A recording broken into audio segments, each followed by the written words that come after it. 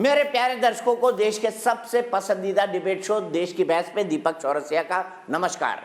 अटक कन्याकुमारी से लेकर क्षीर भवानी तक, कोटेश्वर से लेकर कामाख्या तक जो सबसे बड़ा मुद्दा होता है उसमें हम आपकी राय जानकर चुनते हैं देश की बहस का विषय। बहस की दशा और दिशा भी आपके माध्यम से ही तय होती है, क्योंकि आप और हमारे एक्सपर्ट पैनल मंच को साझा करते हैं और देश में हो रही सबसे बड़ी हलचल पर बेबाकी से बड़े बड़े पैनलिस्टों के साथ अपनी राय रखते हैं। तो आइए शुरू करें देश की बहस जो जुड़ी है पश्चिम बंगाल के चुनाव से, और देख लेते हैं किस मुद्दे को आपने टॉप पर पहुंचाया है। मेरे प्रोड्यूसर नीरज ग्राफिक्स लगाकर बताएंगे कि किस मुद्दे ने सबसे ज्यादा वोट परसेंटेज पाए हैं। वो मुद्दा है बंगाल की राजनीति का, क्योंकि बंगाल की राजनीति में आज बहुत कुछ घटा। वहां पर एक नया अलायंस भी हुआ है और नए अलायंस में दरारें भी उठने लगी हैं। बंगाल में चुनावी संग्राम चरम पर, क्या हो रहा है चरम पर, इसी पर बात होगी। लेकिन आइए सबसे पहले देख लेते हैं, जब योगी ने मालदा में डंका बजाया, जब योगी ने पश्चिम बंगाल में डंका बजाया तो उनका डंका कैसा बजा। साथ ही साथ अब्बास पीरजादा जो कि ISJ यानी international secular Indian justice forum के अध्यक्ष हैं।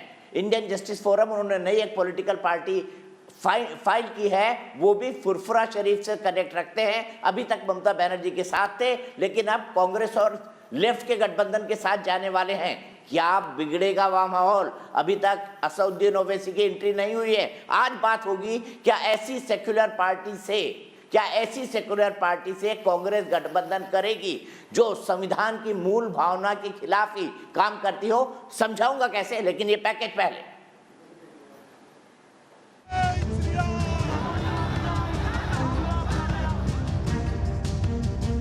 भारतीय जनता पार्टी की सरकार जब बंगाल के अंदर बनेगी तो TMC और कम्युनिस्टों के नाम पर गुंडागर्दी और अराजकता फैलाने वाले गुंडे अपनी जान की भीख मांगते हुए गलियों, अपने गले में तख्ती लेकर के घूमते हुए फिरेंगे। पश्चिम बंगाल की धरती पर पैर रखते ही एक बार फिर बीजेपी के स्टार प्रचारक योगी आदित्यनाथ ने चुनावी मंच से हुंकार भरी और एक महीने के भीतर बंगाल की तस्वीर बदलने का शंखनाद कर दिया। बंगाल की धरती को हम अराजकता की धरती नहीं बनने देंगे। आप निश्चिंत रहिए, भारतीय जनता केवल अब ये एक महीने का मात्र समय है। एक महीने के अंदर एक परिवर्तन जमीन पर उतरता हुआ दिखाई देगा। योगी आदित्यनाथ ने तुष्टीकरण की राजनीति पर करारा प्रहार करते हुए लव जिहाद से लेकर गौहत्या और नाम जपने तक पर भी TMC सरकार को ललकारा। याद रखना, भारत की जनता राम के बगैर कोई काम नहीं करती है। जब आपस में मिलती है तो राम राम कहती है, और जब किसी परिजन की अंतिम यात्रा भी निकालती है तो फिर राम नाम सत्य है के साथ ही उस यात्रा को भी आगे बढ़ाने का कार्य करती है। जय श्री राम। पश्चिम बंगाल में चुनाव की घोषणा के बाद से लगातार सत्ता के समीकरण बनते बिगड़ते दिख रहे हैं। हाल ही में ISF यानी इंडियन सेक्युलर फ्रंट, लेफ्ट और कांग्रेस के गठबंधन पर बीजेपी ने भी हमला बोला। जो नाव उनकी ऑलरेडी डूब चुकी है, किस प्रकार वो उभरे, इसकी कोशिश में कांग्रेस पार्टी रहती है। हालांकि ISF के साथ कांग्रेस के हाथ मिलाने से पार्टी में अंदरूनी खींचतान बढ़ी है, लेकिन कांग्रेस पार्टी ने अपना पक्ष भी रखा। बात में हम कह रहे हैं कि धर्मनिरपेक्ष की पंथ पे चलने वाले जो है बंगाल में, वो सबको साथ हम गठबंधन चाहते हैं। साथ ही ISF कार्यकर्ता जलील मोल्ला के पास से बम बनाने का सामान मिला। पिछले दिनों ISF के मौलाना अब्बास सिद्दीकी के भड़काऊ बयान ने भी इनकी कट्टरपंथी भड़काऊ सोच सामने ला दी। दुआ करो अल्लाह कबूल करें हिंदुस्तान में एक ऐसा वायरस आए कि 10, 20, 50 करोड़ लोग मर जाएं। देश की बहस में चर्चा है कि बंगाल की राजनीति में चुनाव की घोषणा के बाद चुनावी मैदान में जिस तरह का माहौल बना है, उससे साफ है कि अब यहां से राजनीति दिलचस्प मोड़ लेने जा रही है। फिर भी ये शुरुआत है, पिक्चर तो अभी बाकी है। तो आज का सवाल क्या है, ये ले ले। सवाल बेहद महत्वपूर्ण और बहस भी बेहद महत्वपूर्ण होगी, क्योंकि मैं आपको वो बयान सुनाने जा रहा हूं एक हिंदुस्तानी का। सोच भी नहीं सकता कोई कि कोई व्यक्ति ऐसा बयान अपने देश के बारे में, अपने देश के लोगों के बारे में कैसे दे सकता है? अपने देश के लोगों को बद्दुआ कि 20-50 करोड़ आदमी मर जाएं। इसी से जुड़ा हमारा सवाल है कि ये जो गठबंधन हो रहे हैं नासमझ पॉलिटिकल पार्टियों से, क्या ये सिर्फ मुस्लिम वोट बैंक के लिए हो रहे हैं? हाँ या ना में आप हमें जवाब दीजिए। आप हमारी वेबसाइट पर जा सकते हैं, आप हमारे मोबाइल ऐप का इस्तेमाल कर सकते हैं, आप हमारे ट्विटर हैंडल का इस्तेमाल कर सकते हैं, साथ ही साथ फेसबुक पर भी आप वोट कर सकते हैं। लेकिन कार्यक्रम के दौरान अगर आपकी कोई राय है, सुझाव है या आप शो में शामिल होना चाहते हैं तो सबसे पहले मुझे एक वीडियो बनाकर 97112266 पर भेज दें।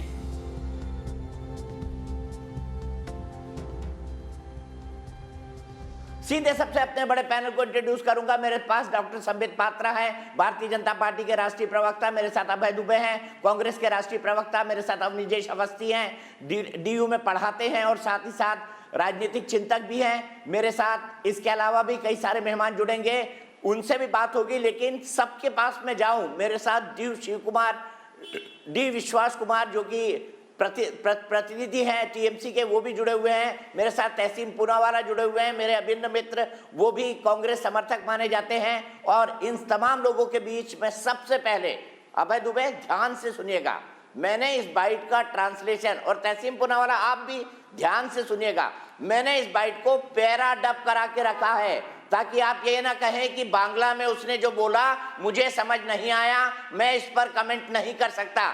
सुनिए, पहले एक बार सुनवाइए अभय दुबे जी को भी और तहसीन पूनावाला को भी कि अब्बास पीरजदा जो ISF के हैं उन्होंने क्या कहा था अपने ही देश के लोगों के बारे में।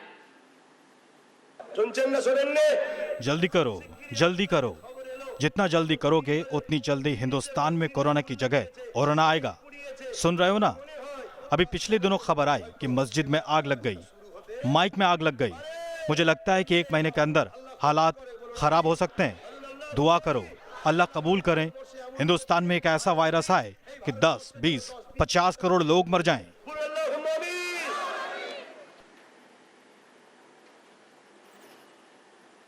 एक बार फिर से सुनवा दीजिए, शायद सुनने में थोड़ी असुविधा हुई होगी। एक बार फिर से सुन लीजिए अभय दुबे जी और तहसीन पूनावाला।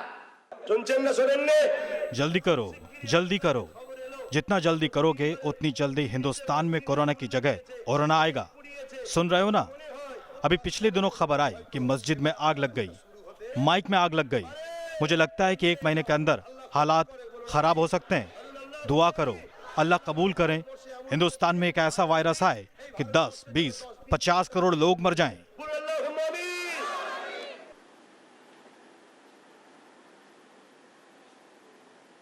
अभय दुबे जी, क्या ऐसी सोच रखने वाले के साथ कांग्रेस गठबंधन कर सकता है? क्या आपकी धर्मनिरपेक्ष सोच है? पहली बात तो ये बता दूं, थोड़ा सा आप तथ्यों को ठीक कर लीजिए। कांग्रेस पार्टी ने सीधा कोई गठबंधन नहीं किया है, लेफ्ट से गठबंधन किया है। हम अपनी जितनी सीट तय हुई है उस पर लड़ रहे हैं। लेफ्ट ने इनसे गठबंधन किया है सेक्युलर फ्रंट से। एक बात। दूसरी बात, जॉइंट रैली क्यों की आपने? सुनिए, जॉइंट रैली क्यों की? मैं पूरा तथ्य सुना देता हूं।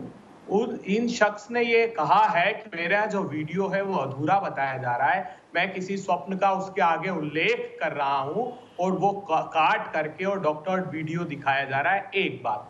दूसरी बात, आपने योगी जी की बात कही, तो योगी जी क्या जाकर भाषण देंगे वेस्ट बंगाल में? ये कहेंगे कि साथियों हमने 100 रुपए लीटर डीजल पेट्रोल कर दिया है? क्या ये कहेंगे कि साथियों हमने 225 रुपए गैस पर बढ़ाकर घर के बजट में आग लगा दी है?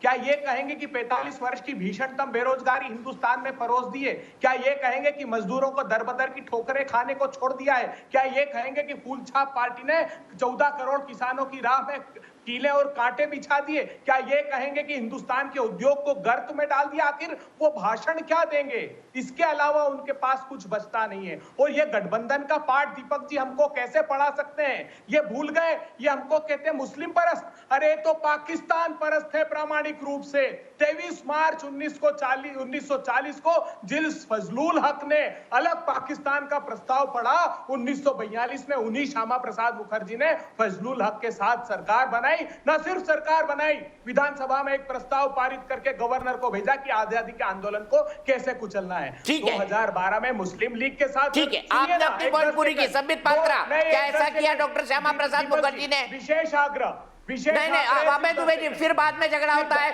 आप इसको टाइम ज्यादा देते हैं, इसको कम देते हैं। मैं उस झगड़े में नहीं पड़ना चाहता। मैं जहां बोलूंगा रुकना पड़ेगा आपको, माफ कीजिएगा। आप सब लोग यही कहते हैं, आप सब यही कहने लग गए कि आप इसको टाइम ज्यादा देते हैं, उसको टाइम ज्यादा देते हैं।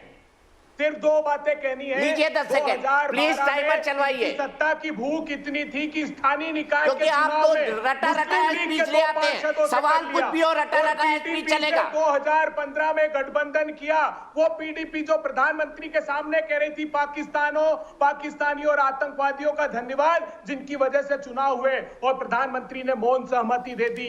सत्ता नहीं त्यागी, सत्ता के भोग में मौन सहमति दे दी उन लोगों को। यह हमें पाठ नहीं पढ़ा सकते गठबंधन। हो गए आपके 10 सेकंड। संबित पात्रा जी, क्या ऐसे लोगों के साथ गठबंधन कांग्रेस के लिए उचित दिखता है? देखिए, मैं तो आज हर टीवी चैनल में जहां भी डिबेट में जा रहा हूं, पहले तो कांग्रेस पार्टी के प्रवक्ताओं का नमन कर रहा हूं। ये कोई साधारण काम नहीं है जो ये बेचारे कांग्रेस पार्टी के प्रवक्ता करते हैं। कितना डिफिकल्ट काम है बताइए दीपक जी। मतलब हम और आप सब तो आके आराम से आप सवाल पूछ लेते हैं, मैं भी मजे ले लेता हूं इनका। ये कितना डिफिकल्ट काम कर रहे हैं बताइए। ये आसान काम है क्या? राहुल गांधी को डिफेंड करना, कांग्रेस पार्टी को ऐसी परिस्थिति में डिफेंड करना, मैं इनको नमन करता हूं। और देखिए, इन्होंने कहा मजदूर पूरा बर्बाद हो गए, एग्रीकल्चर सेक्टर बर्बाद हो गया, सारे फार्मर बर्बाद हो गए, स्टूडेंट्स भी बर्बाद हो गए हैं, महिलाओं का तो अत्याचार हो ही रहा है। मतलब देश में सारे लोग बर्बाद हो गए। फिर भी कांग्रेस पार्टी भीख का कटोरा लेके हमें 20 सीट दे दो रे बाबा, हमें 30 सीट दे दो रे बाबा, हमको कोई सीट दे दो लड़ने के लिए। क्यों? सारे देश को हमने बर्बाद कर दिया, तो आपको तो इंडिपेंडेंटली लड़के पूरा अभी प्राइम मिनिस्टर बना देना चाहिए राहुल गांधी को। आपको 5 राज्यों में अपनी सरकार बनानी चाहिए। ये दयनीय स्थिति क्यों है कि फुरफुरा शरीफ गए हुए हैं, आप वहाँ भीख मांग रहे हैं कि हमें 10 सीट दे दो, वहाँ कम्युनिस्टों के चरणों में पड़े हुए हैं। आप याद करिए, केरला में कम्युनिस्ट पार्टी के विरोध में लड़ रहे हैं, बंगाल में कम्युनिस्ट पार्टी के साथ लड़ रहे हैं। मतलब बंगाल में जब ये वाड्रा परिवार आएगा तो ये जाके बैठेंगे सीताराम येचुरी के साथ मंच पे और भाषण करेंगे, और फिर जब यही वाड्रा परिवार जाएगा केरल में तो ये बोलेंगे सीताराम येचुरी बड़ा बदमाश है, ये कोई काम नहीं करते हैं। कमाल की परिस्थिति है। आप सोचिए जरा, ऐसी परिस्थिति में ये इतनी बड़ी सर, मैं आपके बीच में, मैंने आपको नमन किया है सर, सर मैंने आपको नमन किया सर, मैं आपके बीच में नहीं बोल रहा था। मैं समझ रहा हूँ सर, आपकी बहुत डिफिकल्ट परिस्थिति है दीपक जी। मैं आपसे गुहार करूंगा कि मैं पूरा कर लूं सर, मैं ऐसे चिल्लाना चाहता बीच में। अभय Dubey ji please, Abhay ji please, चिल्लाया नहीं। फिर मैं फ्री फॉर ऑल कर दूंगा, किसी की आवाज नहीं जाएगी। मैं फिर फ्री फॉर ऑल कर दूंगा, किसी की आवाज नहीं जाएगी, पूरी डिबेट बैठ जाएगी। संबित पात्रा और उसके बाद तहसीन पूनावाला। देखिए, मुझे तो बड़ा आश्चर्य लगा, अभय जी ने 5 बार कहा योगी जी क्या भाषण देंगे, योगी जी को क्या आता है, योगी जी क्या बोलेंगे। अरे भैया, योगी जी जाके क्या बोलेंगे वो तो पूरी दुनिया देख रही है। आपके राहुल गांधी जाके पुशअप कर रहे हैं, सिटअप कर रहे हैं, मछली पकड़ रहे हैं, एब्डोमेन दिखा, क्या एब्स दिखा रहे हैं, और वो क्या कर रहे हैं, डांस कर रहे हैं। योगी जी तो भाषण दे रहे हैं, अपने विषय को रख रहे हैं। राहुल जी को बताइए क्या, बंगाल तो गए नहीं है राहुल जी अभी तक, बताइए, कमाल की बात है। यहां मोदी जी 20 रैली करेंगे, अमित शाह जी का 50 रैली होने वाला है, नड्डा जी की यहां 50 रैली होने वाली है। अलग से अभी देख 10-10 रोड शो हो चुके हैं इनके। अभी तक राहुल गांधी मछली पकड़ रहे हैं, अभी तक गए नहीं है, एब्स दिखाने में बिजी है। कमाल के लोग हैं ये कांग्रेस पार्टी के। चिल्लाते बीजेपी पे, क्यों हम पे चिल्ला रहे हैं? आपके आनंद शर्मा जी आपको डांट रहे हैं, आपके गुलाम नबी आजाद जी का पुतला आप फूंक रहे हैं, वो आपको आईना दिखा रहे हैं, वीरप्पा मोइली, मनीष तिवारी जी आपके पीछे आपके गर्दन पे लटके हुए हैं। हमसे क्यों लड़ रहे हैं भैया? अपने घर को ठीक करिए ना प्लीज।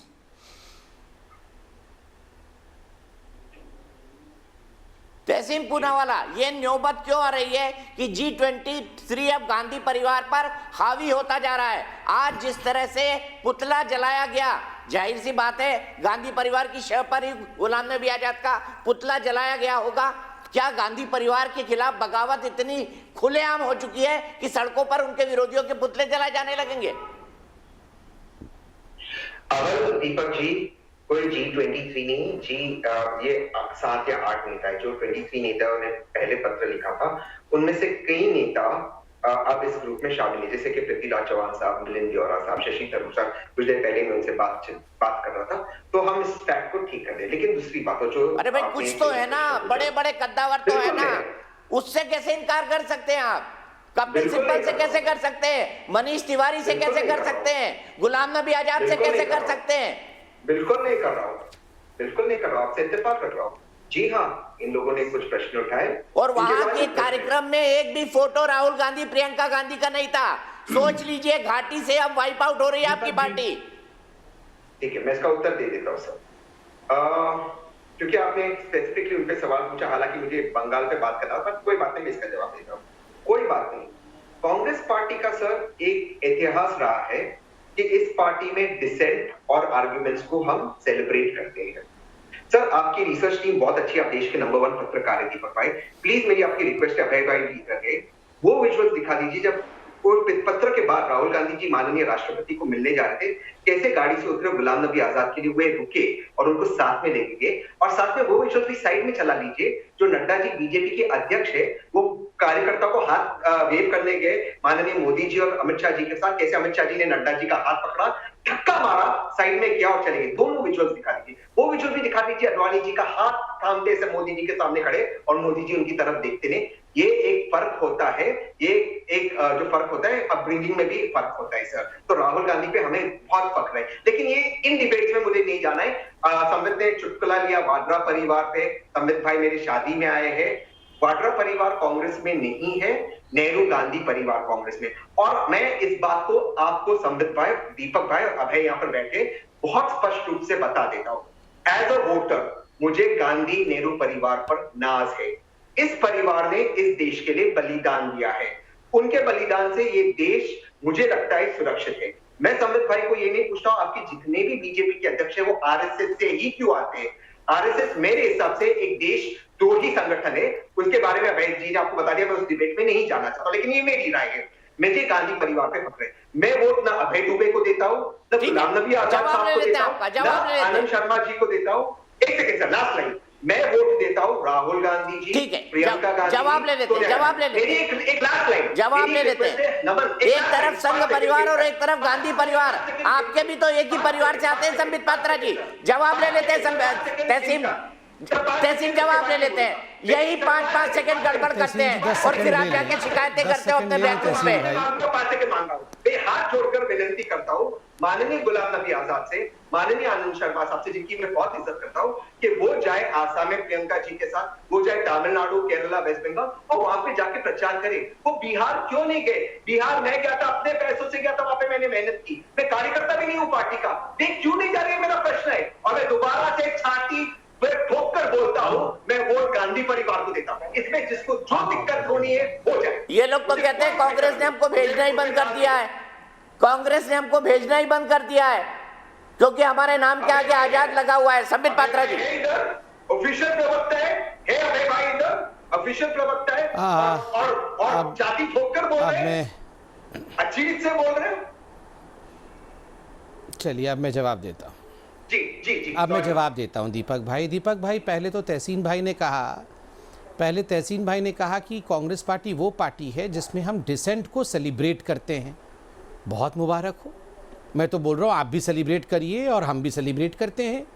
और कल पुतला फूकिए सभी कांग्रेस, आज तो ऐसे भी आप गुलाम नबी आज़ाद का पुतला फूक ही चुका है, कल आनंद शर्मा जी की बारी है, परसों कपिल सिब्बल जी का पुतला फूके। मैं तो बोलता हूँ सड़कों पे सारे कांग्रेस के नेताओं के पुतले फूकिए, ये डिसेंट है, आप सेलिब्रेट करिए, हम भी सेलिब्रेट करेंगे, मिठाई बांटेंगे। इससे बढ़िया बात क्या हो सकती है? हमें कोई आपत्ति नहीं है जी, आप लोग सिर्फ फटवल करिए सड़क के बीच में, हम क्यों उस पर पड़ेंगे? नंबर 1। नंबर 2, आपने कहा कि हमारे नेताओं का तो अपब्रिंगिंग बड़ा खराब है, हम अपने नेताओं का सम्मान नहीं करते हैं। आप याद करिए भारत के फॉर्मर प्रधानमंत्री नरसिम्हा राव जी की डेड बॉडी को, उनके पार्थिव शरीर को कांग्रेस के दफ्तर के बाहर से वापस कर दिया गया। दफ्तर के अंदर घुसने की इजाजत जो है वो सोनिया गांधी जी ने नहीं दी, क्योंकि उनको लगता था कि ये नरसिम्हा राव मेरा आदमी नहीं है। आप जानते हैं, आप अगर अभी आर्काइव में जाएंगे आपको जान के आश्चर्य होगा, नरसिम्हा राव को यहाँ पर दिल्ली में 1-2 गज की जमीन तक नहीं दी गई जहां उनकी अंत्येष्टि हो सके, बाध्य करके उनको आंध्र प्रदेश भेजना पड़ा। आप सोचिए, ये कांग्रेस पार्टी इज्जत की बात करती है। आज कांग्रेस के नेता, मैंने बीच में नहीं बोला, उनकी अंत्येष्टि नरसिम्हा राव की दिल्ली में नहीं हुई थी, उनकी अंत्येष्टि नरसिम्हा राव, मैं कंप्लीट कर लूं, आप जरूर बोलिएगा। आप गलत है तो मेरे बाद आप काउंटर कर लीजिएगा। मेरे बाद देखो मेरे बाद आप काउंटर कर लीजिएगा। मैं एक बात साफ कर दूं संबित भाई, मैं एक बात साफ करना चाहता हूं। मैं उस बात का चश्मदीद गवाह हूं, मैं उस टेलीफोन कॉल का चश्मदीद गवाह हूं। मैं ये भी बता सकता हूं कि किस व्यक्ति ने टेलीफोन किया था और किसने पीवी प्रभाकर राव, जो उनके बेटे थे, जो पॉलिटिक्स में थे, कांग्रेस के मंत्री थे, उनको कहा था कि अंतिम संस्कार सिर्फ और सिर्फ हैदराबाद में होगा। मैं नाम नहीं लेना चाहता, मरहूम हो चुके हैं वो, मैं नाम नहीं लेना चाहता, लेकिन इस बात को भी ध्यान रखिए। संबित पात्रा, ये इतिहास की बात कंक्लूड करिए। हमें कंप्लीट कर। देखिए, मैं किसी के बीच में नहीं बोला, हम लोग तो किसी के बीच में नहीं बोलते हैं, आप लोग बीच में क्यों चिल्लाते हैं, ऐसा क्यों करते हैं? देखिए दीपक भाई, ये बहुत गलत बात है। ये हम लोग कभी बीच में नहीं चिल्लाते हैं, ये लोग क्यों बीच में ऐसे होते हैं, बताइए। अच्छा, वर्तमान की बात कर रहे हैं जी, आपका टर्न नहीं है अभी। संबित पात्रा जी कंक्लूड करूंगे, उसके बाद मैं आपके पास आ रहा हूँ, वरना आपके पास आने वाला टाइम भी मैं काटूंगा। संबित पात्रा जी, खरीद फरोख्त करना बंद कीजिए। आज शांता कुमार लिख रहे हैं, जानते हैं आप, ये बात 2013 में आडवाणी जी ने कही थी। दीपक जी, आप इनकी हालत देखिए, ये जरा शांत होंगे तभी बोलूंगा, मैं कैसे बोलूंगा? निजी हित साधने के लिए मोदी जी सत्ता में आए हैं। मुरली मनोहर जोशी जी को भूल गए? अरे B23 को याद कीजिए। जब अबे भाई, आप मेरे मित्र हैं, अपना ऑडियो डाउन करने के लिए मजबूर मत करिए। आप में भी अनुराग भदौरिया की आत्मा घुस चुकी है, आप में भी अनुराग भदौरिया की आत्मा घुस चुकी है। याद कीजिए, आप में, मुझे लग रहा है अनुराग भदौरिया की आत्मा आपके अंदर घुस चुकी है। संबित पात्रा जी कंक्लूड करिए, मैं बाकी पैनलिस्ट के पास जाऊंगा। नहीं, 3 बार संबित पात्रा जी को आप अवसर देंगे और हमें कहते हैं कि अनुराग भदौरिया की आत्मा आ गई हम में। क्या बात करते हैं आप? हम जवाब तो देंगे, वो जब अनर्गल आरोप। मेरे भाई, आउट ऑफ टर्न 2-3 बार आप बोले, एक बार मुझसे नाम लेके, एक बार चिल्लाने लगे और एक बार आपने इतना लंबा वक्तव्य रखा। 3 बार आप बोले हैं अनुराग, अभय दुबे जी, 3 बार आप बोले हैं। मैं अगली बार से टाइमर ही लगा दूंगा, मैं टाइमर ही लगा दूंगा, झंझट ही खत्म हो जाएगा। संबित पात्रा जी कंक्लूड करिए। देखिए, वैसे जहाँ तक कंक्लूड करने की बात है, वो तो कांग्रेस पार्टी को कंक्लूड कर ही रहे हैं राहुल गांधी जी। मुझे तो कई बार लगता है डिबेट में ब्लड प्रेशर बढ़ाने की कोई आवश्यकता नहीं है। राहुल जी है ना, सब कर देंगे, सब अच्छा भली करेंगे वो, देखिएगा। ये बेचारे कांग्रेस के प्रवक्ता क्यों इतना परेशान? अरे मत परेशान होइए मेरे भाई, क्यों ब्लड प्रेशर बढ़ा रहे हो? शांति से बैठो। उनके तो एब्स भी हैं, राहुल गांधी के कितने अच्छे एब्स हैं, राहुल गांधी कितना अच्छा पुशअप करते हैं, डांस भी कर। इतनी चिंता मत करो, सब भली करेंगे राहुल गांधी, कल्याण करेंगे। कितने एब छुपाओगे बताओ तो सही? सारी दुनिया तुम्हारे ऐबों को जान गई है। बेरोजगारी के राहुल गांधी का क्या ऐब है? ये तो पूरा, अरे यही नहीं है राहुल गांधी का, बस एब्स ही है, डिंपल है और एब्स है, ये नहीं है, ये नहीं है। अरे दीपक भाई, इनको जरा शांत कराओ ना दीपक भाई, ये चिल्लाते रहेंगे नॉन स्टॉप, और मैं अपना ब्लड प्रेशर नहीं बढ़ाना चाहता हूँ। आप किसान टाइमर ही लगा, 200 किसानों की शहादत हो गई। संबित पात्रा जी, संबित भाई कोई फायदा नहीं। आप डॉक्टर हैं, आप डॉक्टर हैं, मैं उम्मीद करता हूँ रात की दवाई आपको ना खानी पड़े। लेकिन मैं सिर्फ अभय दुबे जी के बारे में कहना चाहता हूँ, बड़े शालीन व्यक्ति है, पर हमारे यहाँ कभी कभी मजाक में लोग मुनक्का पिला देते हैं। अभय जी पर उसका सुरूर कुछ ज्यादा दिखाई दे रहा है, क्यों अभय भाई? कोई आप जानते हैं, आप और मैं दोनों सात्विक हैं। मैं तो पान सुपारी तक नहीं खाता हूं, मुनक्का का प्रश्न ही नहीं उठता। चलिए बहस को आगे बढ़ाते हैं और सीधे जो सबसे बड़ा सवाल है वो, ठीक है संबित जी, ये जो ISF का अलायंस है, ये क्यों हुआ है, किसके कारण हुआ है, और क्यों कांग्रेस और लेफ्ट सीटें देने को राजी हो गई हैं? और उसके तुरंत बाद में अभय दुबे के पास आऊंगा। देखिए, कांग्रेस पार्टी के चरित्र को आप देख सकते हैं। बंगाल में जिस प्रकार से इन्होंने एक अलायंस किया हुआ है Indian secular front ISF Abbas Siddiqui के पार्टी के साथ। देखिए, आपने अब्बास सिद्दीकी के अभी बयान को सुनाया है, तो ये एकमात्र बयान नहीं है, कई बयान अब्बास सिद्दीकी के हैं। जिस प्रकार की भाषा का प्रयोग अब्बास सिद्दीकी करते हैं वो हर कोई जानता है। असम के अंदर AIUDF अजमल बदरुद्दीन के पार्टी के साथ इनका गठबंधन रहता है। उनकी पार्टी के ऊपर टेरर फंडिंग का आरोप है, NIA का इन्वेस्टिगेशन चल रहा है। कर्नाटक के अंदर SDPI के साथ गठबंधन रहता है, PFI का जो फ्रंट है। केरल के अंदर मुस्लिम लीग और वेलफेयर पार्टी ऑफ इंडिया जो कि जमात इस्लाम का फ्रंट बॉडी है, उनके साथ इनका टाई अप रहता है।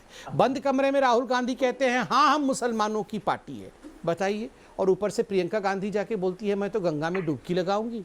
और राहुल गांधी जो है कभी कभी इलेक्शन आने पे त्रिपुंड लगा करके जनेऊ धारण करते हैं। आपको क्या लगता है हिंदुस्तान की जनता कुछ जान नहीं पा रही? मैं बार बार कहता हूं, ना ये मंदिर जा पाएंगे ना मस्जिद जा पाएंगे, ये बीच सरयू में डूब करके समाप्त होंगे। आप देखिएगा, वो समय आ चुका है। धन्यवाद, आप इनसे बुलवाइए। अब दुबे जी। दीपक जी देखिए, आज जो डी विश्वनाथ जी, इसके बाद बहस में आपसे ही आगे ले जाऊंगा। अभय दुबे जी, आप करोड़ों दर्शक जो देख रहे हैं वो भारतीय जनता पार्टी के असली स्वरूप को जान ले। जो दुष्कृत्य इन्होंने मां दुर्गा के अपमान का किया इनके प्रदेश अध्यक्ष ने, वो तो मैं व्यक्त भी नहीं कर सकता। उस प्रदेश अध्यक्ष को तो हटाया नहीं, मगर सब जानते हैं कैसे बिहार के मुंगेर में इन लोगों ने मां दुर्गा के विसर्जन करने जा रहे हैं। उन भक्तों का दोष सिर्फ ये था कि वो विसर्जन चाहते थे मां दुर्गा का। दुर्दांत आतंकवादियों जैसा उनके साथ व्यवहार किया और नृशंस हत्या कर दी। ये अक्षम्य अपराध है। ये सत्ता की भूख मिटाने के लिए सिर्फ हिंदुत्व का मुखौटा लगा कर रखते, हिंदुओं से कोई सरोकार नहीं। जब आदित्यनाथ जी बंगाल में भाषण दे रहे थे तब सैकड़ों केवटों की, जिन्होंने भगवान राम को भाव सागर पार कराया, उनकी नौकाएं तहस नहस कर दी। इनका कोई सरोकार नहीं हिंदुत्व से, सिर्फ वोट पाना रहता है। तब तक ये माला जपते हैं भगवान राम की, सत्ता हासिल कर ली, उसके बाद हिंदुओं पर अत्याचार करते हैं, दलितों के साथ अत्याचार करते हैं। परिणाम नहीं है, सिर्फ प्रचार पर ध्यान देते हैं। 7 वर्षों में बताइए हिंदुस्तान को किस गर्त में पहुंचा दिया। जो 8% की GDP कंसिस्टेंट ग्रोथ हमारी थी, उसको रियाना और मियां खलीफा के भाइयों का क्या हाल हो गया है, बताइए। असली स्वरूप भारतीय जनता पार्टी का दिखना चाहिए। देश के लोग जिन भी राज्यों में ये चुनाव में जाएं, असम में जाए तो इनसे पूछिएगा उस जमुई द्वीप के पुल का क्या हुआ जो प्रधानमंत्री 2016 में बोलकर आए थे। उस ब्रह्मपुत्र के किनारे नेशनल हाईवे का क्या हुआ, इसकी घोषणा नितिन इनके अध्यक्ष तो 30 सेकंड में सो जाते हैं। बिल्कुल मेहनत मत करिए अभय दुबे जी, आपकी सब बात देश ने सुन ली है। अपने आप राहुल गांधी गद्दी पर होंगे। अगर देश इतने गर्त में जा रहा है तो अपने आप राहुल गांधी गद्दी पर होंगे। हमको बहस करने की फिर कोई जरूरत नहीं, हमको फिर बहस करने की कोई जरूरत नहीं अगर देश इतने बुरे हाल में है। देखिए बिल्कुल अंततः मैं सीधे TMC की प्रवक्ता के पास चलता हूं। मैं सबसे पहले आपसे ये समझना चाहता हूं कि आज योगी आदित्यनाथ ने कहा कि तृणमूल के जितने गुंडे हैं उनके गलों पर पट्टी लगाकर उनको घुमवाया जाएगा। बिगड़ी हुई कानून व्यवस्था है। योगी आदित्यनाथ आएंगे, बीजेपी की सरकार आएगी और सुधर जाएगी। कानून व्यवस्था पर हमेशा सवाल उठते रहे हैं, क्यों ना तृणमूल कांग्रेस इसका साफ और सही जवाब दे, क्योंकि वो कहते हैं NCRB के आंकड़े जो है वो वेस्ट बंगाल फर्ज कर लेता है। जी, इसके बारे में हम चर्चा कर रहे हैं आपसे। आज योगी आदित्यनाथ जी यहाँ पर आए हैं मालदा में। जैसे टूरिस्ट गैंग आते हैं तो बीजेपी के भी कई सारे लीडर्स आ रहे हैं बाहर से। बंगाल के चुनाव है, कभी माननीय प्रधानमंत्री जी आते हैं, कभी हमारे होम मिनिस्टर आ जाते हैं। आज योगी जी भी आए हैं तो हम उनको स्वागत करते हैं। बंगाल की धरती में सभी पार्टीज को रैली करने का अधिकार है, लेकिन हम लोग जो नफरत की ये राजनीति ये जो फैलाने की कोशिश कर रहे हैं योगी जी यहाँ पर, उनके खिलाफ है। वो तो पहले बोल रहे हैं गुंडागर्दी। अगर गुंडागर्दी की बात करें तो हाईएस्ट क्राइम रेट अभी देश में कौन से राज्य में है? सबसे ज्यादा महिला के ऊपर अत्याचार कौन से राज्य में है? 2014 से लेके 2019 में जो क्राइम रेट है 56% highest in the country Uttar Pradesh में है। तो महिला का ना कोई सम्मान करते हैं ना वहाँ पर। अब भी आज भी सामने आया है हाथरस की घटना, आप लोगों को सबको पता है। जो वहाँ पर मॉलेस्टेड हुआ है, विक्टिम के फादर को गोली मार के वहाँ पर आज ही उनका मौत हो गया है। ये छवि देश के सामने आया है। जो उन्नाव के केस है, जो हाथरस के केस है, जितने भी क्राइम्स अपराधी है सारे उत्तर प्रदेश से ही तो है। और वो ठोक दे जो पॉलिसी उन्होंने लगा रखा है उत्तर प्रदेश में, वही पॉलिसी को यहाँ पर बंगाल में लेके आना चाह रहे थे कि यहाँ पर भी एनकाउंटर करे। उसी बात को आगे मतलब उसी बात से वो आज का रैली वो भी बात बोले हैं उन्होंने। लेकिन हम लोग बंगाल में जो जनता है उनको पता नहीं है, ये बंगाल शांति की धरती है। यहाँ पर अगर क्राइम रेट ज्यादा है तो नेशनल क्राइम ब्यूरो के हिसाब से सबसे ज्यादा क्राइम रिकॉर्ड है उत्तर प्रदेश का क्यों दिखा? नहीं, शांति और सद्भावना की धरती है तो इतनी ज्यादा राजनीतिक हिंसा क्यों? इस सवाल का जवाब भी तो किसी को देना पड़ेगा। अगर शांति और सद्भावना की धरती है तो इतनी ज्यादा राजनीतिक हिंसा क्यों? बीजेपी आरोप लगा रही कि एक साल में 130 लोगों को मार दिया गया। हाँ, वही बात हम बोल रहे हैं, राजनीतिक हिंसा जितना नहीं हो रहा उससे ज्यादा छवि मीडिया के सामने दिखाया जा रहा है। कोई भी छोटा मोटा घटना को भी बहुत बड़ा तरीके से दिखाया जा रहा है। ये उनका पॉलिसी है, उनका स्ट्रेटेजी है, उनका आपसी जो मामला है उनको भी राजनीतिक रंग दिया जा रहा है। आज आप लोग देख ही रहे थे, 2-3 दिन से एक फोटो वायरल हो रहा है, कोई डोमेस्टिक वायलेंस का केस है लेकिन बोल रहे हैं पॉलिटिकल केस है। ऐसे जोगी जी से हम पूछना चाहेंगे, हम यहाँ पर उनका प्रवक्ता भी बैठे हैं, उनसे भी पूछना चाहेंगे। 16 केस जोगी जी के अगेंस्ट में है, 16 केस में मर्डर केस है, क्राइम केस है, राइटिंग का केस है। लेकिन सीएम होने के बाद भी 2007 में उनका जो हेड स्पीच केस है वो भी तो आज क्या हुआ उस केस का? जितने भी केस जोगी जी के खिलाफ है उनका क्या हुआ? उत्तर प्रदेश के सारे केस मैं यहाँ पर रुकूंगा, मुझे अपने एक दर्शक के पास चलना है, मुझे अपने एक दर्शक के पास चलना है। जोही जी, मुझे अपने एक दर्शक के पास चलना है, जल्दी से मुझे उनका नाम बताइए। मेरे योगेश मेरे साथ जुड़ गए हैं। योगेश, क्या कहना चाहेंगे? क्या कहना चाहेंगे बंगाल के आज के हालात पर? नमस्ते दीपक जी, पहली बात तो धन्यवाद जनता को जनता की डिबेट में शामिल करने के लिए और नेताओं से डायरेक्ट सवाल पूछने देने के लिए मैं आपकी टीम को और न्यूज़ नेशन को धन्यवाद करना चाहता हूँ। ये बहुत अच्छा कार्यक्रम है। मेरा छोटा सवाल है, सभी प्रवक्ताओं से आप मेरे बिहाफ पे पूछ लीजिएगा। एक तो टीएमसी के प्रवक्ता से है कि अगर ममता दीदी ने इतना काम किया है और इतना सब कुछ अच्छा चल रहा है बंगाल में, तो फ्री और फेयर इलेक्शन से इतना डर क्यों रही है? प्रशांत किशोर उनके साथ हैं, स्ट्रेटेजिस्ट हैं, लेकिन इतना वायलेंस हो रहा है। पिछले ही पंचायत चुनाव में हमने देखा कि कई लोगों को पर्चे नहीं भरने दिए गए, निर्विरोध चुन लिए गए टीएमसी के लोग। ये क्यों हो रहा है? पहली बात तो ये, इतनी हिंसा क्यों हो रही है? जो 90 के दशक में हुआ करता था एक समय, वो आज भी क्यों हो रहा है बंगाल में? दूसरा सवाल मेरा भाजपा के प्रवक्ता जी से है, संबित पात्रा जी बताएं कि क्योंकि बंगाल में इतना सिग्निफिकेंट पोर्शन है मुस्लिम पॉपुलेशन का, तो कितने मुस्लिम नेताओं को ये टिकट देंगे अपनी पार्टी की तरफ से? और तीसरा ये सवाल मेरा कांग्रेस से है कि इतना नॉन सीरियस इलेक्शन क्यों लड़ रहा है? मैं आपके दोनों सवाल लेकर जाऊंगा योगेश मिश्रा जी, लेकिन सबसे पहले मुझे अवनीजेश अवस्थी के पास चलना है। अवनीजेश जी, जो हालात बता रही हैं जूही विश्वास के, वैसे ही हालात पश्चिम बंगाल में है।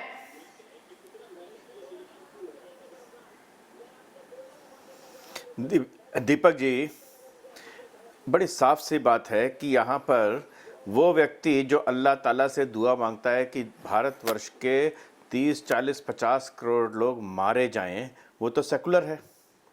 उससे गठबंधन करने वाले सेकुलर हैं, उससे गठबंधन करने वाले सेकुलर हैं। इस देश में मुस्लिम लीग से गठबंधन करने वाला सेकुलर है। इस देश में अभय दुबे की पार्टी के स्टेट प्रेसिडेंट कहें कि मुझे 100% मुसलमानों के वोट चाहिए, वो सेकुलर है। नवजोत सिंह सिद्धू कहे कि 65% तुम हो यहाँ पर इकट्ठे हो जाओ तो ऐसी चक्का मारो कि नरेंद्र मोदी बाउंड्री के पार गिरे, वो सेकुलर है। और सांप्रदायिक कौन है? सांप्रदायिक वो है जो अगर ये कहे कि ये सब नहीं बोला जाना चाहिए, ये अब राजनीति नहीं चलेगी, वो सांप्रदायिक है। ये कब तक चलेगा दीपक जी, ये बताओ, कब तक ये नैरेटिव चलेगा? योगी सांप्रदायिक है और वो फुरफुरा शरीफ जो पहले टीएमसी का समर्थक था, आज कांग्रेस के साथ है, वो सेकुलर है यहां पर। ये कब तक चलेगा इस देश पे? इसके कारण तो ये हालत हुई है ना, लगातार पिछले 70 सालों से ये कौन करता रहा?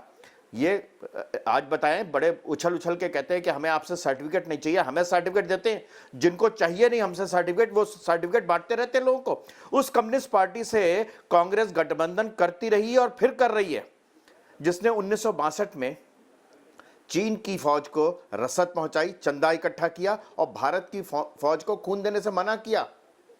जवाहरलाल नेहरू ने 1963 के गणतंत्र दिवस में आरएसएस को अपनी परेड में शामिल किया गणतंत्र दिवस की। वो सांप्रदायिक, वो देश विरोधी और वो कम्युनिस्ट, उसको देशद्रोही ना कहूं तो मैं क्या कहूं, जो अपनी फौज को खून देने से मना करे, वो देश विरोधी एंटी नेशनल है कि नहीं है? ये देश विरोधी काम है कि नहीं है? ये बड़ी साफ सी बात है। मैं एक बात कह करके और सामने करूंगा कि क्यों ये सब एक हैं। आप HD कुमारस्वामी का शपथ ग्रहण समारोह याद करिए बेंगलोर में। वहां पर एक ही स्टेज पर ममता बनर्जी भी थी, सीताराम येचुरी भी थे, सोनिया जी कांग्रेस भी थी, BSP भी थी, SP भी थी, ओवैसी ने तो उनके लिए रैलियां ही की थी वहां पर, तमाम NCP थी, तमाम ये लोग हैं जो आपस में एक दूसरे को आज गाली दे रहे हैं बंगाल में, ये सब लोग वहां पर एक स्टेज पर खड़े थे, सब एक थे, ये सब एक हैं। क्या कि वहां पर ये सिर्फ मुसलमानों के वोट के लिए लड़ाई झगड़ा कर रहे हैं, ओवैसी को घुसने नहीं देना। दूसरा फुरफुरा शरीफ वाले कहते हैं कि जहां ओवैसी की पार्टी के खड़े होंगे वहां हम खड़े नहीं करेंगे। मुसलमान तक तो ठीक है, लेकिन अगर हिंदू ये कहे तो सांप्रदायिक है, अगर ये हिंदू कहे तो सांप्रदायिक हो गया वो।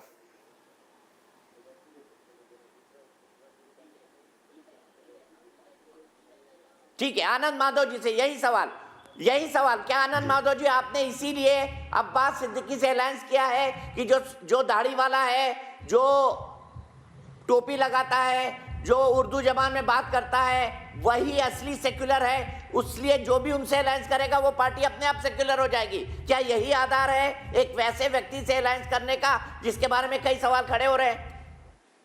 दीपक जी, ये बात तो पहले मैं स्पष्ट कर दूं कि हमारा अलायंस कम्युनिस्ट पार्टी से है और फिर हमें जिस सीटों पे लड़नी है वो पहले ही तय हो चुका है, और बाकी उसके बाद कम्युनिस्ट पार्टी के अलायंस जो वो ISF से है। तो और सबसे बड़ी बात है कि आज एक साथ इन्होंने रैली क्यों की, ये भी बता दीजिए।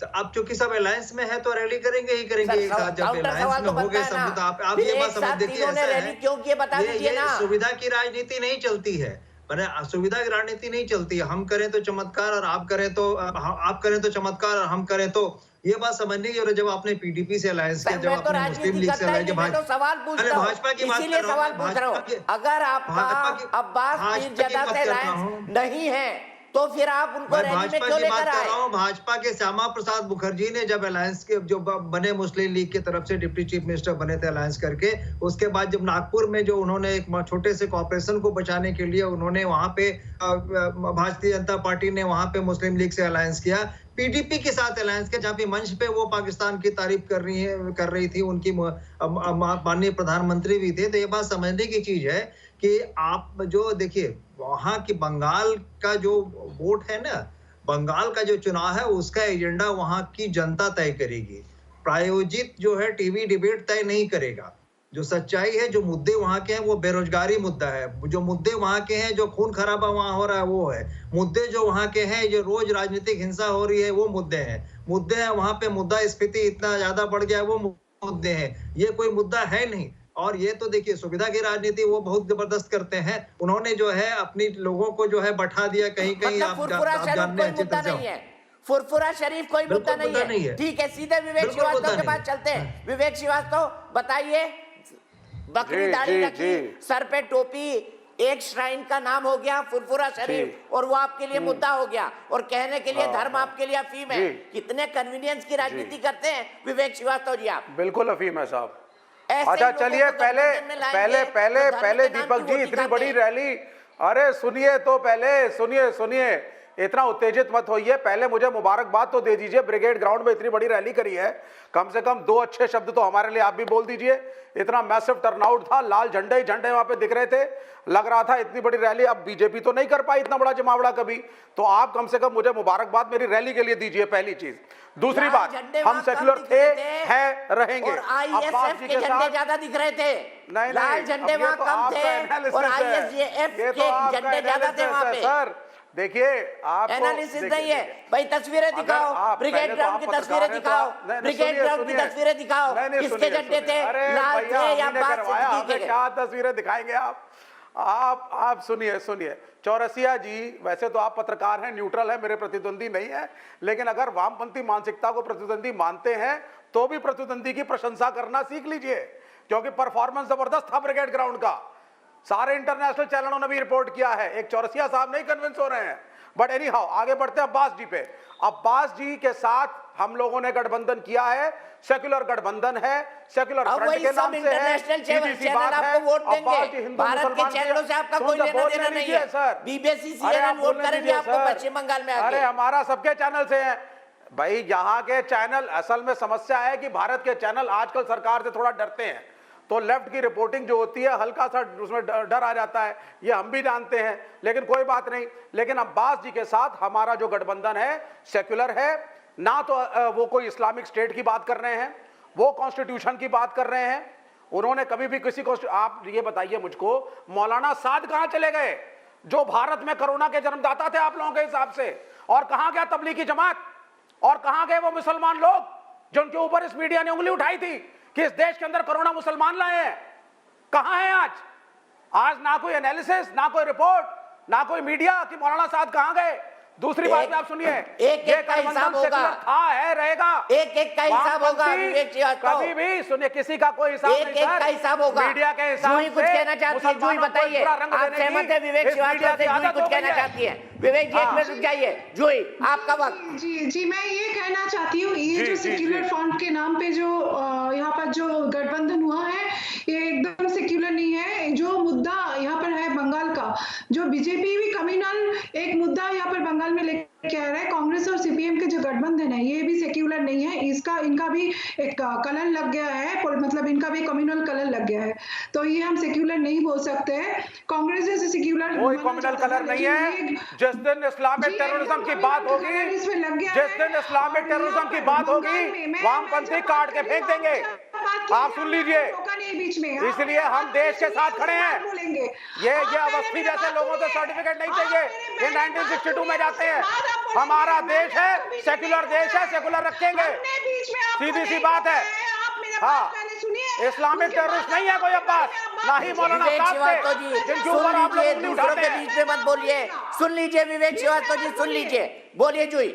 जी हम बोलना चाह रहे हैं, बंगाल में जो मुद्दा इलेक्शन का हो रहा है उस मुद्दे में हम लोग बातचीत नहीं कर रहे हैं। हम लोग जा रहे हैं सिर्फ हिंदू और मुस्लिम, ये जो विभाजन का राजनीति बीजेपी ने स्टार्ट किया है बंगाल में, अभी ये कांग्रेस तो जब भारतीय जनता पार्टी वही कर रही है तो डिबेट किस पे होगी? हम लोगों का जो मुद्दा है, जब धर्म के हिसाब से पोलराइजेशन बीजेपी करेगी, जय श्री राम के नारे लगा के लड़ाई करेगी, तो डिबेट किस पे होगी? फिर शांति पूरे बंगाल की राजनीति को सांप्रदायिक कर दिया। शिक्षा, ओवरऑल जो डेवलपमेंट है, मतलब आपने कम्युनल मान लिया है, आप भी अब बंगाल की राजनीति को कम्युनल कर रहे हैं। अब्बास पीरजादा को साथ लेके आपने मान लिया ये बात, आपने मान लिया। सुनिए, हम कम्युनल नहीं है। श्रीवास्तव आपने मान लिया बात कि अब्बास पीरजादा को लेकर आप बंगाल की राजनीति को और कम्युनल कर रहे हैं। हाँ या ना में बोलिए, कर रहे हैं ना कम्युनल आप, कर रहे हैं ना कम्युनल आप, कर रहे हैं ना कम्युनल आप? हम नहीं कर रहे, वामपंथ कभी नहीं कर सकता, वामपंथ कभी नहीं कर सकता। अब्बास पीरजादा को लाकर आपने कम्युनल कर दी है। मैं सीधे दर्शक के पास चलूंगा। राजा मेरे साथ कोलकाता से जुड़ गए हैं। राजा, क्या वाकई कोलकाता की राजनीति, पश्चिम बंगाल की राजनीति कम्युनल हो गई है? नमस्कार। तो बीच में मैं सुन रहा था, किसी ने बोल रहे थे भाई साहब के उस दिन ब्रिगेड के बारे में। मजे की बात यह है, सेकुलरिज्म का बात हो रहा है, तो सेकुलरिज्म में सबसे मजा उस दिन आया, हमें मीटिंग देख रहे थे टीवी में। 100 साल पुराना कांग्रेस का जो अध्यक्ष है वेस्ट बंगाल का, अधीर चौधरी, जब भाषण दे रहे थे उसी टाइम में वो अब्बास सिद्दीकी स्टेज में आए, तो उसी दौरान उनको रुका गया, उनका भाषण स्टॉप कर दिया गया। फिर बीच में उन्होंने भाषण छोड़ने के लिए, मंच छोड़ने के लिए भी तैयार हो गए थे, बाद में उन्होंने फिर चालू किया भाषण देना। तो इसमें क्या हुआ, उसमें सेकुलरिज्म नहीं, मेरे को कम्युनलिज्म ही दिखाई दी उसमें।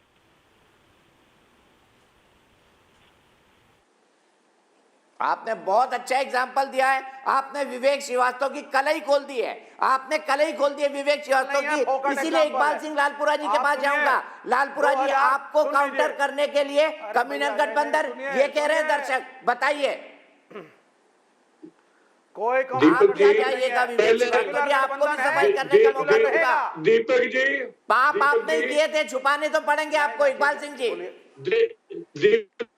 अरे 2004 में हमने इसी बीजेपी को हरा करके डॉक्टर मनमोहन सिंह की सरकार बनवाई थी, और आप देखिएगा 2024 में क्या होगा।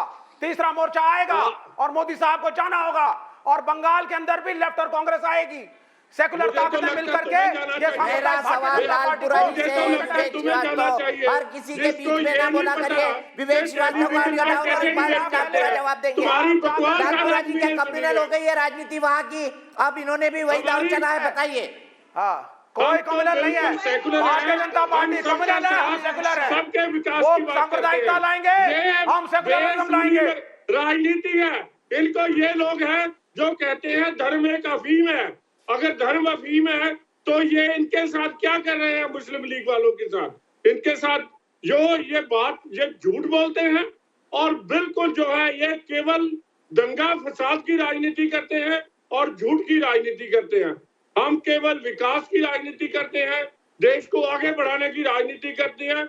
अगर भारत के अंदर और इस समाज में जो भगवान राम के नाम से आज से नहीं सदियों से जाना जाता है, उसमें भगवान राम का नाम नहीं होगा तो किसका नाम होगा? पहले भगवान राम थे, बाकी लोग सभी बाद में आए हैं।